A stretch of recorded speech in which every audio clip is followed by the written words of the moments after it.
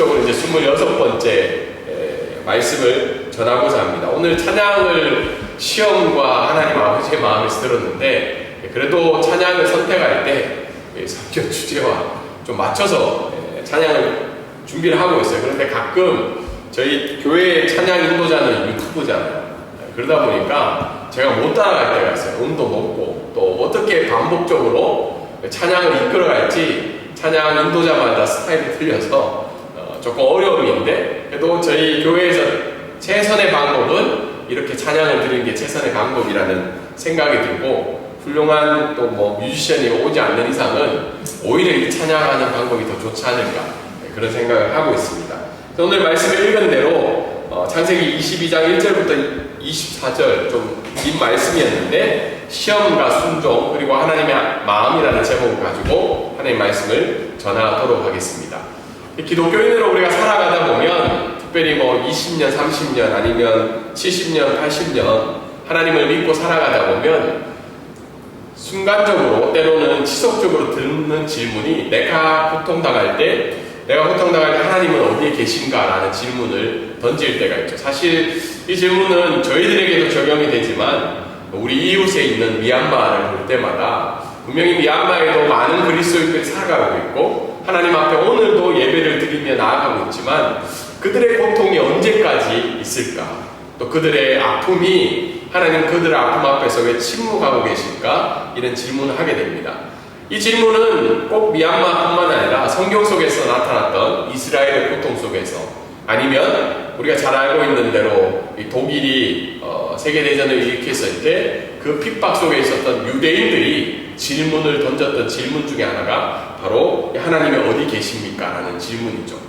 동일하게 저희들의 삶을 지켜보면 우리가 시험을 당할 때, 고통을 당할 때 하나님 왜 침묵하고 계시는가에 대한 질문을 던지며 나아갈 때가 많습니다. 그래서 때로는 좌절도 하고, 때로는 그 고통에 대한, 어려움에 대한 답을 찾지 못해서 우리가 하나님을 원망하며 때로는 하나님 곁을 떠날 때도 있는 것이 우리의 삶의 모습이라고 생각합니다. 그래서 두 가지 책 정도가 그 삶에 대한 고통의 문제에 대해서 이야기를 하고 있는데, 팀 켈러 목사님은 들어보셨을 거예요. 이분이 고통에 대해서 답을 하고 있고, 또 한 분의 책이 있죠. 하나님 어디 계십니까? 라는 필립 양시의 책은 굉장히 유명해서 많이 읽힘을 당하고 있습니다. 사실 이 고통과 어려움에 대한 문제에 대해서 많은 종교들이 답을 내리고 있죠. 특별히 우리가 각 살고 있는 이 태국은 고통의 문제는 어떻게 대답을 하고 있나요? 우리 과거의 삶에 있었던 이 업의 결과죠. 그리고 현재 삶에 행했던 그 인과응고식의 삶의 결과가 지금 내가 가지고 있는 고통에 대한 답인 거죠. 근데 과연 우리가 믿고 있는 하나님, 또 성경은 우리에 대해서 그것을 어떻게 이야기를 하고 있을까요? 먼저 우리가 생각해 볼 때 우리가 겪고 있는 이 시험에는 세 가지 종류가 있다고 합니다. 첫 번째는 성도를 죄에 빠뜨리는 사탄의 유혹으로 말미암아 우리가 시험을 당하게 되는 거죠.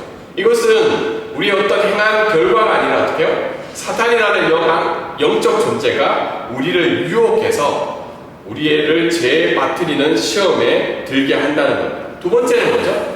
고난과 시련인데, 이것은 사람의 욕심, 특별히 나의 인간의 욕망의 정욕에 의해서 어떻게요? 그것을 선택했을 때 그 결과로 나에게 찾아오는 것이 고난과 시련의 문제라는 거예요. 마지막은 뭐죠? 마지막은 우리의 믿음을 견고하기 위해서 하나님이 테스트하는 시험이 바로 이 세 가지의 시험 중에 하나로 나타나고 있습니다.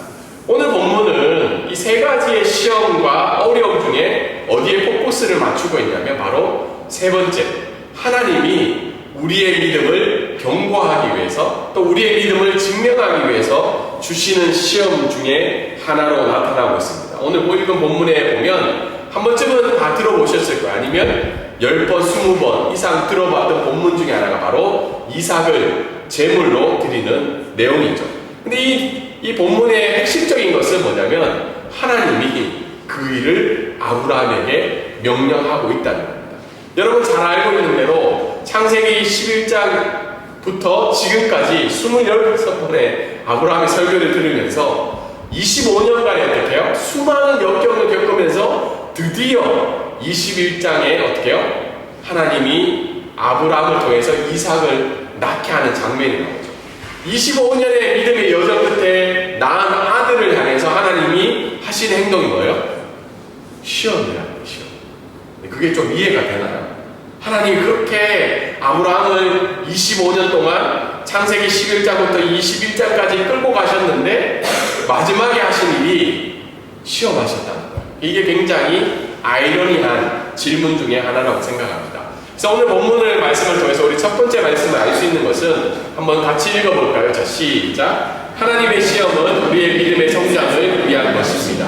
여러분들이 시험을 세 가지로 잘 이해를 하신 상태에서 하나님의 시험의 목적은 우리의 믿음의 성장을 위한 것이라는 거예요. 사실 이렇게 말할 수 있는 종교는 기독교밖에 없어요. 왜냐하면 우리가 알고 있는 이 세상의 종교라고 불리는 모든 신들은 자기에게 감동하면 어떻게 해요? 감동할 수 있는 믿음을 보이면 복을 주는 신이고, 자기를 어떻게 해요? 그 신에게 만족할 만한 삶을 드리지 못하면 벌을 내리는 것이 대부분이 가지고 있는 종교의 형태입니다. 근데 하나님은 어떻게 해요? 우리의 믿음을 성장시키기 위해서 시험을 주시고 있다는 겁니다. 그 말씀을 1절부터 8절까지 우리 조금 살펴보면 첫 번째, 하나님이 시험을 아브라함에게 주시고 있는 장면이 나오죠. 그 시험은 뭔가요? 독자 이삭을 번제로 드리라는 겁니다. 여러분 생각을 한번 해보세요. 이 이삭이 아들 10명 중에 한 명인가요? 아니죠. 아브라함에게 있어서 가장 어떻게 해요?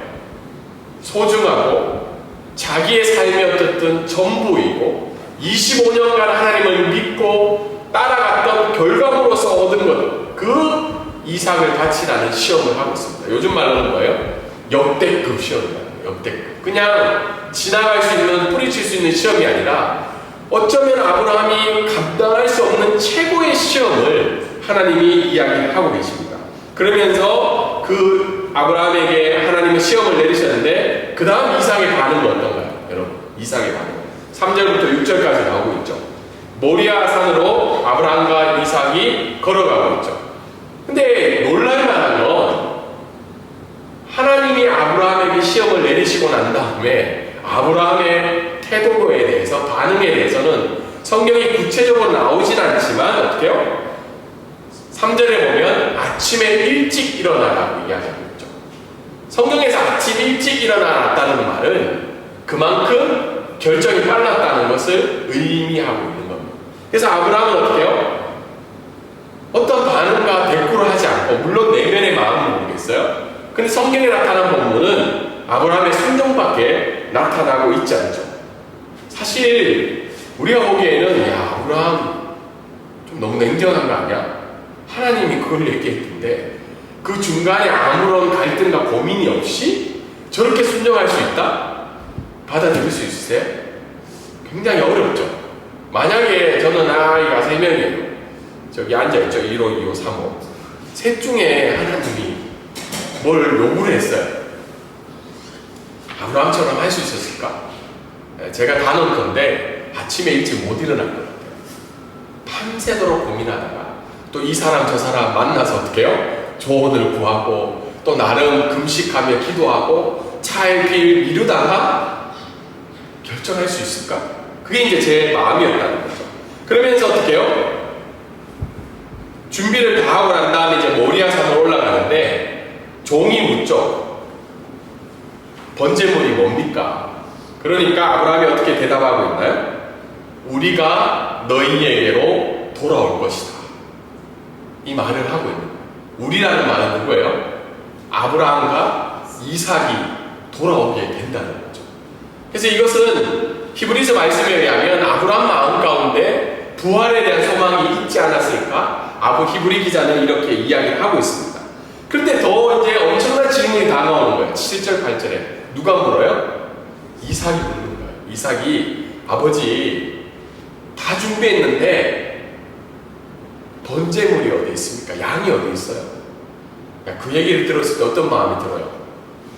야, 저는 이 질문을 던졌을 때 이것이 어쩌면 하나님이 이야기한 것보다 아브라함의 마음을 더 힘들게 하고 고통스럽게 하는 질문이었지 않았을까, 그런 생각을 하게 됩니다. 그러면서 이제 이 말씀 이외에 그러면 사라는 도대체 어디 있을까? 사라. 여러분, 사라가 이삭을 엄청 아꼈는지는 지난 본문을 통해서 살펴보았습니다. 근데 유대문헌에 보면 이거는 성경적이진 않아요. 근데 유대인들이 기록한 문헌에 보면 사라가 하면 어떡해요? 하나님 말씀에 순종해서 그 아들을 데려가는 그 뒷모습을 보면서 충격을 받고 마지막에서는 죽었다고 이야기를 하는 유대 본문도 있다고 합니다. 여러분, 생각을 한번 해보세요. 아무리 믿음의 어머니지만 25년간 산전수전 겪으면서 자기가 어떻게 해요? 누이라고 팔림을 당하면서까지 그 순환을 겪으면서 얻은 아들이 어떻게 해요? 자기 남편인 아브라함이 데리고 모리아 산으로 가는 그 뒷모습을 본 사라의 마음이 어땠을까요? 기쁨으로 들으실 수 있었을까요?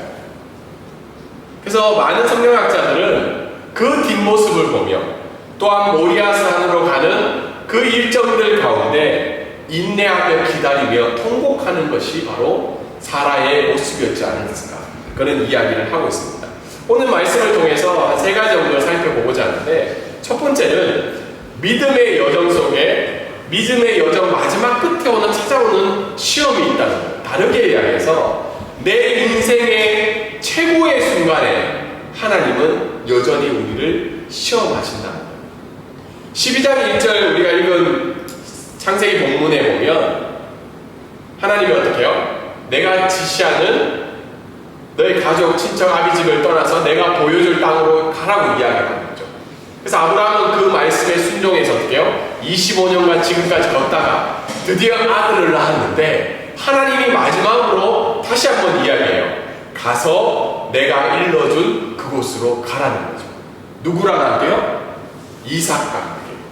그래서 오늘 본문에 보면 그 일 이후에라는 본문이 있는데 그 일을 이유는 뭐냐? 21장에 2가지 사건이 중요하게 나와요. 하나는 아비멜렉이 찾아와서 평화의 조약을 맺고자 하죠. 그 말은 아브라함의 삶의 불안정성이 이제 사라진 거예요. 아브라함 삶에는 이제는 대적이 없고 오히려 어떻게요? 그 땅에 살아갈 수 있는 권리를 얻게 되는 삶의 최고의 순간이 이 아브라함에게 찾아왔다는 거예요. 그리고 두 번째 사건은 뭐예요? 하갈과 이스마엘이 떠나가게 되죠. 제가 이스마엘이 이 아브라함에게 있어서는 장애물적인 역할을 했다고 했죠. 왜냐하면 아브라함이 누구를 먼저 생각해요? 태어난 이삭보다 자기 곁에 있는 즐거움을 줬던 이스마엘을 생각했던 그런 언약의 장애물이 바로 이스마엘이었죠. 근데 그 장애물이 이제 사라지고 최고의 아브라함의 인생 중에는 우리가 읽었던 11장부터 22장까지 최고의 순간이 아브라함에게 찾아왔을 때 하나님은 어떻게 해요? 그 최고의 순간에도 아브라함을 시험하고 있다.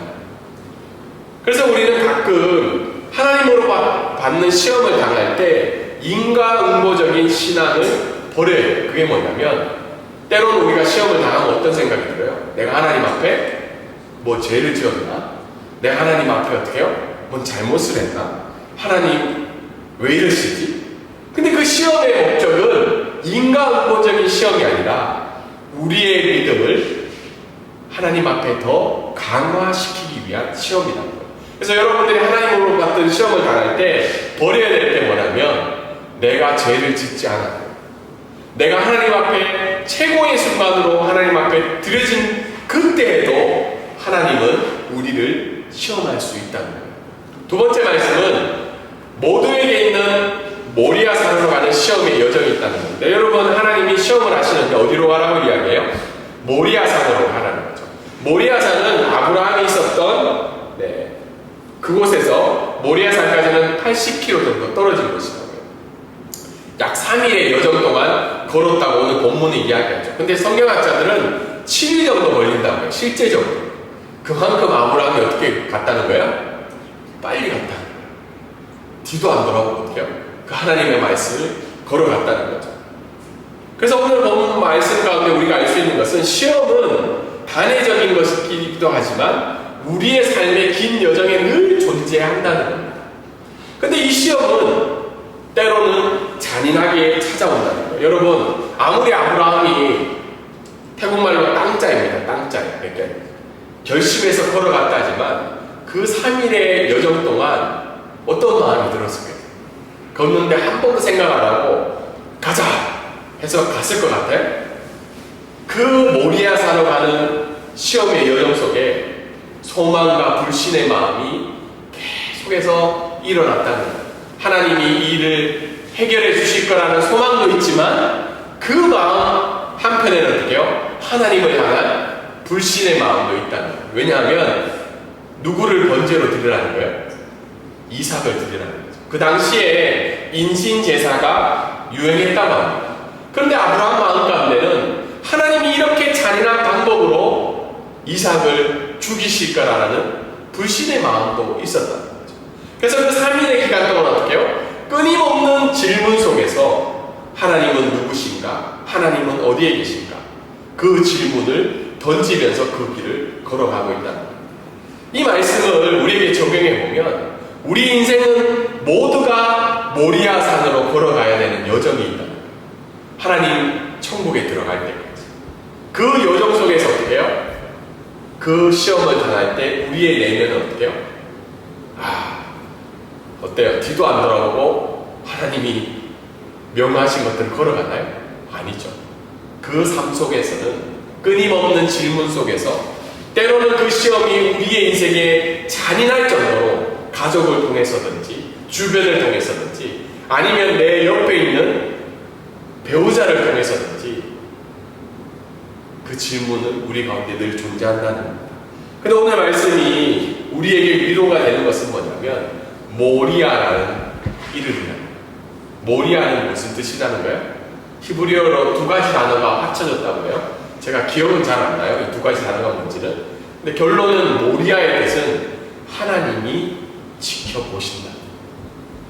그러니까 모두에게 있는 인생의 모리아산으로 가는 그 시험의 여정 속에서 찾아오는 우리에게 있는 그 어떻게 갈등과 질문과 회의와 불신 사이에 있는 그 모든 여정을 누가 지켜보신다는 거예요?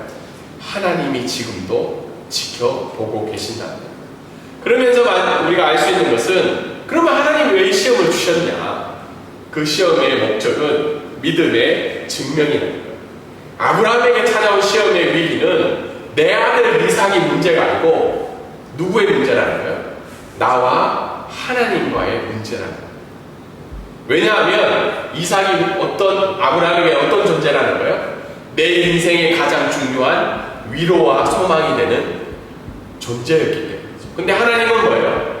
그 시험을 통해서 우리에게 원하시는 것이 우리가 가지고 있는 믿음의 가치나 자질이나 우리가 가진 믿음의 것이 무엇이냐고 우리에게 질문을 던지고 있다는 거예요. 바르게 해서 그 시험 속에서라도 어떻게 해요? 그럼에도 불구하고 하나님이 우리에게 우선인가라는 질문을 던지고 있다는 거예요. 그래서 우리에게 적용해 보면 우리의 삶의 의미이자 우리의 가장 중요한 위로와 소망이 여러분 여전히 하나님이신가요?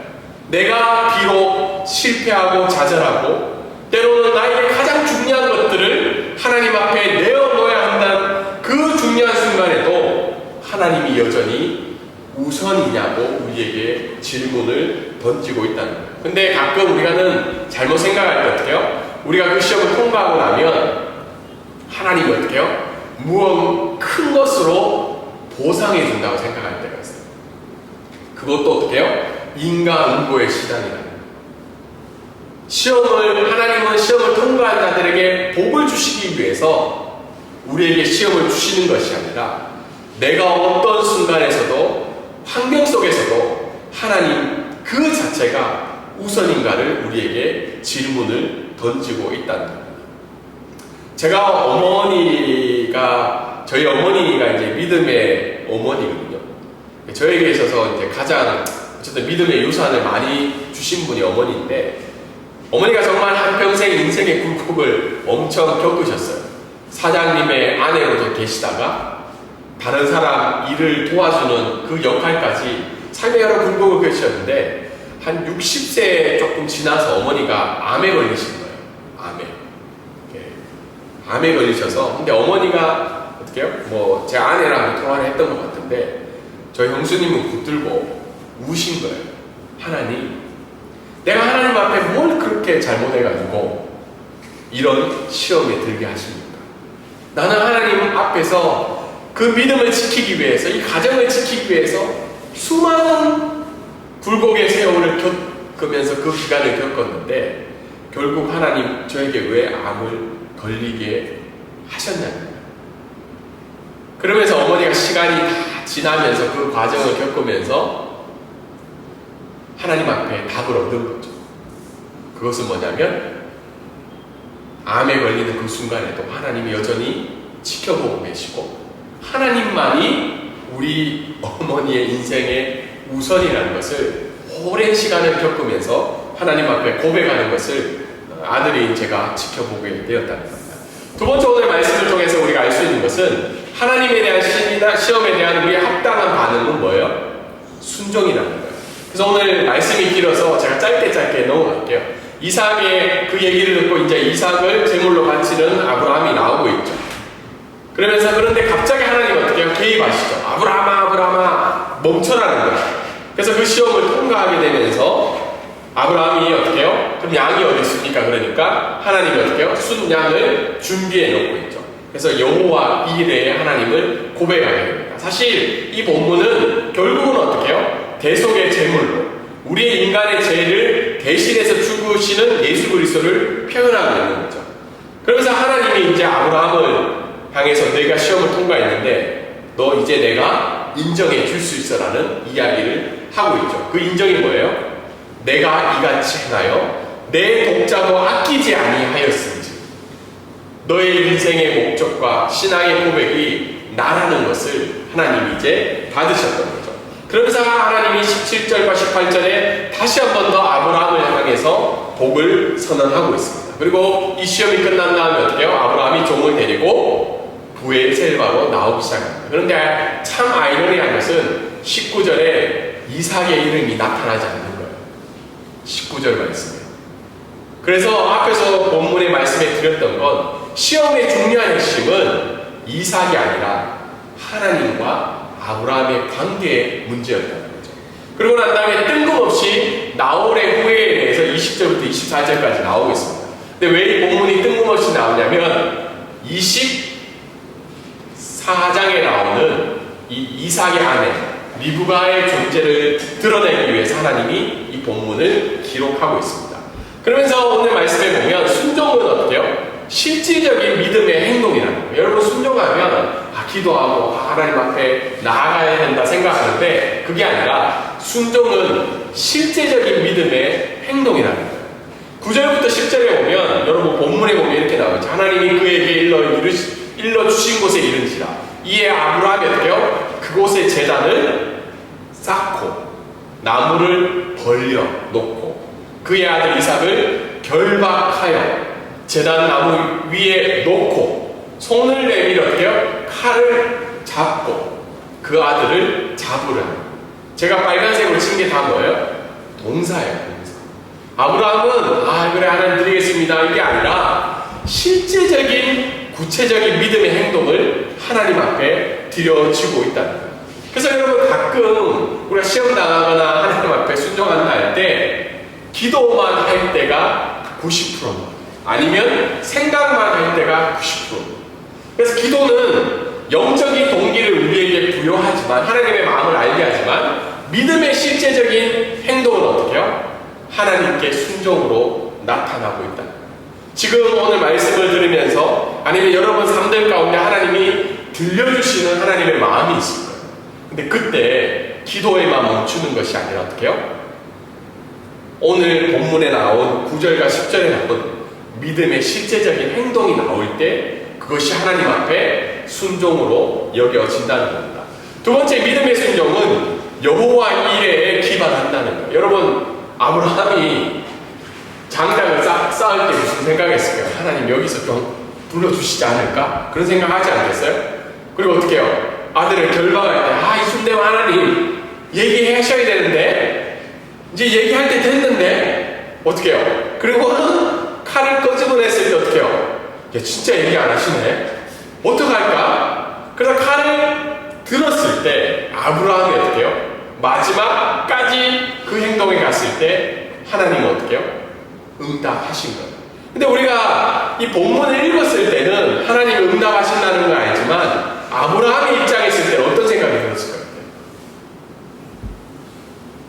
하나님의 계획을 느낄 수 없고 침묵하시는 하나님만 경험했다. 그렇지만 아브라함은 앞으로 일어날 일들에 대해서 알 수 없지만 하나님을 경외함으로 내게 어떻게 행하실지는 모르지만 하나님이 최고의 것으로 준비하고 있음을 믿는 믿음이 그의 마음 가운데 있었어요. 왜냐하면 종들이 물었을 때 어떻게 해요?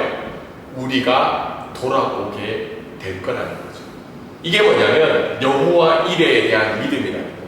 여러분, 우리가 하나님 앞에 시험을 당했을 때, 어려움을 당했을 때 우리가 기대하는 방법과 시간들이 있잖아요. 그런데 여호와의 이레의 믿음은 그 방법과 시간이 어떻다는 거예요? 알 수 없다는 거예요. 그 방법과 시간은 내게로부터 나온 거기 때문이죠. 그렇기 때문에 믿음의 순종은 실제적인 행동은 여호와 이레, 하나님의 예비하심과 보살피심에 대한 믿음에 기반하지 않으면 믿음의 순종은 어떻게 해요? 나타날 수가 없다는 거예요. 저도 요즘은 이걸 계속 싸우고 있어요. 제 계획도 제가 얘기했잖아요. 저에게 가장 힘든 건 뭐예요? 제 계획이에요. 이게 좀 죄의 문제에 있어서 성격이 서로 다른데 제 가장 큰 어려움은 저의 계획을 뛰어넘는 게 저에게는 가장 힘든 일이에요. 근데 여호와의 이레는 뭐예요? 이 계획을 늘 뛰어넘어요. 왜냐하면 알 수 없지만 하나님을 믿고 걸어가야 되기 때문이죠. 그래서 믿음의 순종은 여러분 여호와 이레인데 그 여호와 이레의 하나님은 우리의 방법과 계획과 시간을 늘 뛰어넘는 그 믿음이 우리 가운데 있어야 됩니다. 마지막으로 우리가 말씀을 알 수 있는 것은 시험을 주시는 하나님의 마음에 집중하는 거예요. 여러분, 하나님의 마음이라는 영화가 작년에 개봉이 되었는데 저도 보지도 못했고 뭐 이런 영화가 나왔대요. 찾다 보니까 이 아브라함이 모리아 산으로 가는 3일의 여정에 대해서 이 영화가 그것을 그렸다고 합니다. 한번 시간이 되실 때 보시면 좋은데 독자를 들여야 했던 아브라함의 탄식에 대해서 사라의 분노와 통곡에 집중하면서 이 영화가 곳곳을 마치고 기록이 되었다고 합니다. 그런데 이 영화가 제시하는 것 중에 하나가 뭐냐면 그런 아브라함의 마음과 예수 그리스도를 십자가에 죽게 하셨던 하나님의 아버지의 마음을 이렇게 서로 비교해가면서 보여주고 있었다는 거라고 생각합니다. 여러분, 생각해 볼 때 하나님 아버지의 마음은 어땠을까요? 아브라함에게 그 시험을 주시고 그곳까지 걸어가서 그것을 실행하고 있는 그 모습을 보고 있던 아버지의 마음은 어땠을까?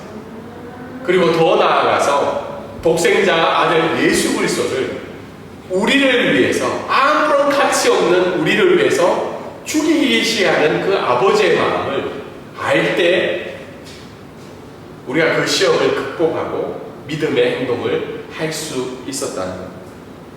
여러분, 시험이 당할 때 내게 있는 어려움과 힘듦에 집중하기보다는 그 시험을 주시는 하나님 아버지의 마음에 우리가 집중해야 됩니다.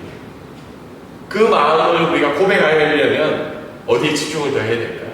십자가에 죽이시기까지 우리를 사랑하시고 우리를 인도해 주시고 우리와 함께 하시는 그 하나님 아버지의 마음에 우리가 집중할 때 하나님의 주시는 그 시험을 이겨나가며 살아갈 수 있다는 겁니다. 우리가 이 말씀을 적용해 보면 우리에게 찾아오는 시험을 잘 분별해. 시험에 3가지가 있다고 그랬잖아요. 그 시험을 잘 분별해서 어떤 상황에서도 어때요? 하나님 우선임을 살아가는 삶이 되기를 소망합니다. 그리고 그 인생에게 누구에가 있는 그 모리아산의 시험의 여정 속에서도 하나님은 어떻게 해요? 여전히 우리를 지켜보고 계신다. 그리고 우리를 위해 최선의 뜻을 준비해 주시는 그 여호와의 이레를 믿고 살아가시는 저와 여러분의 되기를 주님의 이름으로 소망합니다.